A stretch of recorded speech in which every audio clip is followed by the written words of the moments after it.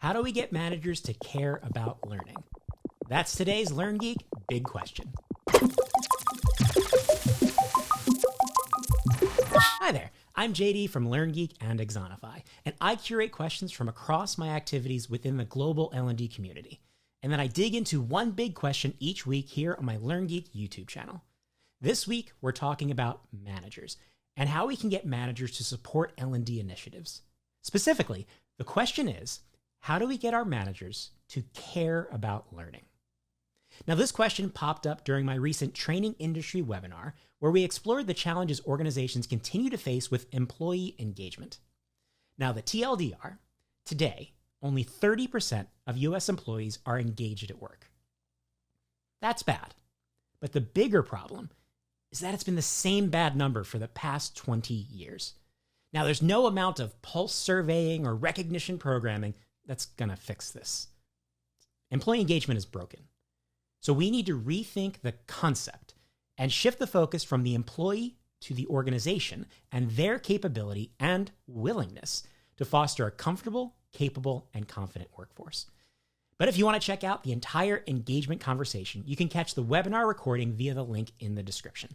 And right now, let's focus on the question at hand, and that is the role that managers play in L&D. Now, simply put, frontline managers are the most important people in learning and development. They're more important than L&D, they're more important than executives, they're more important than the employee themselves. Because frontline managers influence every part of the working and learning experience. And without their buy-in, we just can't do our best work as L&D.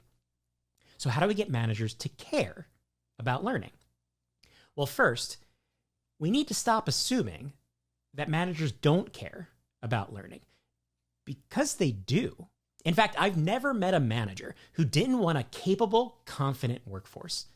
Managers need people to develop the knowledge and skills required to do a good job, and otherwise they can't hit their goals. So it's not that managers don't care about learning as a concept. They just don't care about what you're asking them to do. And the real question is, can we blame them? Now, I'm actually an example of this problem, because before I was an L&D pro, I was an operations manager, and I didn't care about learning. But like I said, I very much cared about the capability of my team, but the L&D function wasn't something I was going to prioritize in my day-to-day. And I remember one particular Tuesday, it was a Tuesday, that shaped my perspective on L&D and continues to inform how I think about the work that I do to this day. I was managing the world's busiest roller coaster at the time. And that morning, I noticed a massive gap in my workflow graph. And I was going to lose half my staff for 2 hours later that morning, right about the time when I'd be getting busy, because they were scheduled for training. Now, what was this training about? I had no idea. I just knew that my day was going to get harder, and your wait to get on that ride was going to get longer because people had to go to training. L&D disrupted my ability to do my job rather than helping me hit my goals. And of course, I managed my way through the disruption. But I remember watching those people leave to go to class, and then I remember watching them come back from class, and I remember thinking, I'll bet they're not any better at their jobs right now. And I was right. And that's how I was thinking about L&D as a manager. That's the relationship that a lot of L&D teams have with their frontline management. We're another box to check on an already overflowing to-do list. The top of that list, dominated by business metrics, the numbers managers need to hit to make sure that they get their bonuses and they don't get a phone call from their bosses tomorrow. And then there's a never-ending list of fires that managers need to put out, late deliveries, upset customers, call sicks, just all the stuff that happens day to day that you can't necessarily predict. And the chances of them getting so far down that list that they get to the spot where L&D sits is often slim to none, especially right now when managers are understaffed, they're overburdened, and they're burned out. So when managers push back and they say, quote, "We don't have time for learning," it doesn't mean that they don't care about learning. It means there's just too much going on to deal with whatever we're asking for at that time, especially if it's not going to help them or it's not going to get them in trouble, let's say, if they don't do it. Now, L&D doesn't control management, right? We don't control their priorities. We don't control staffing levels or labor budgets. And that means that we need to work within operational reality of our organizations rather than disrupting the workflow every time we want to or need to deliver training. We need to make sure that we don't create more people like me as managers within the operation who are annoyed at L&D because they're hindering, not helping. Now, thankfully, there are a few things that we can do to overcome this challenge and help managers care about learning. And I picked up some of these practices during both my 10 years as an ops manager, as well as my time in frontline learning and development, especially when I worked in contact centers where people are literally managed to the minute. And the first thing that we need to do is we need to help managers solve problems they care about before we ask them for anything. Now, this may not be like a clear-cut L&D thing, but when you help people do their jobs better and when you help them hit their goals, they suddenly become way more interested in what else you can do for them. We have to make deposits in that way. So, for example, in the contact center, I wanted to improve our knowledge sharing practices. No one else, including L&D, thought this was the priority of the moment, but I knew it was the foundation of our performance challenges. But instead of trying to, push the operation to care about my ideas, which I knew would not work, I went looking for a problem. Something related to what I was talking about, something related to information management, but something that people already cared a lot about. And I found one. I found a specific information management problem that literally touched every contact center agent because it was about information they needed to use constantly while they were on the phones. And what I did was I spent some time finding a way to help them get that information from the subject matter expert faster and in a more reliable way. And after I solved that problem and I made people's lives easier and I showed how I was actually helping people focus on what was important in their day-to-day, suddenly people were way more interested in what else I had to say about how we were managing information within our business. The next thing that we can do is make sure learning activities are as simple as possible. Not easy, right? Learning has to be meaningfully difficult and challenging, but it needs to be simple to do, to complete, to find. And that starts with designing our solutions so they fit that operational reality. And if people have minutes available in their shifts for anything that's an additional task, and that includes training as an additional task in the day, then we need to be designing for those minutes in the day.